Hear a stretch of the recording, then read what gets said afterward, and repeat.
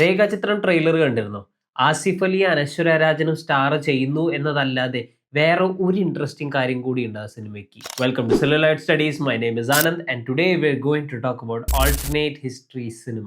Speculative ഫിക്ഷനിലെ ഒരു sub genre ആണ് ഓൾട്ടർനേറ്റ് ഹിസ്റ്ററി. ഹിസ്റ്ററിയിൽ നടന്ന ഒന്നോ അതിൽ കൂടുതൽ ഇവന്റ്സിന്റെ ഔട്ട്കമ്മിനെയോ മാറ്റി കാണിക്കുന്നതിനാണ് ഓൾട്ടർനേറ്റ് ഹിസ്റ്ററി എന്ന് പറയുക. ഇതിന് 3 നിയമങ്ങളുണ്ട്.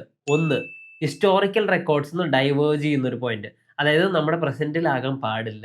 2, ഈ ഹിസ്റ്ററിയെ മാറ്റിമറിക്കുന്ന ഒരു ചേഞ്ച് വേണം. ആൻഡ് 3, ഈ ചേഞ്ച് കൊണ്ട് ഉണ്ടാവുന്ന കോൺസിക്വൻസസ്, അതിന്റെ ഒരു എക്സാമിനേഷനും വേണം. ഇതിന്റെ വളരെ ക്ലാസിക് ആയ ഒരു എക്സാമ്പിൾ ആണ് വടക്കൻ വീരഗാഥ.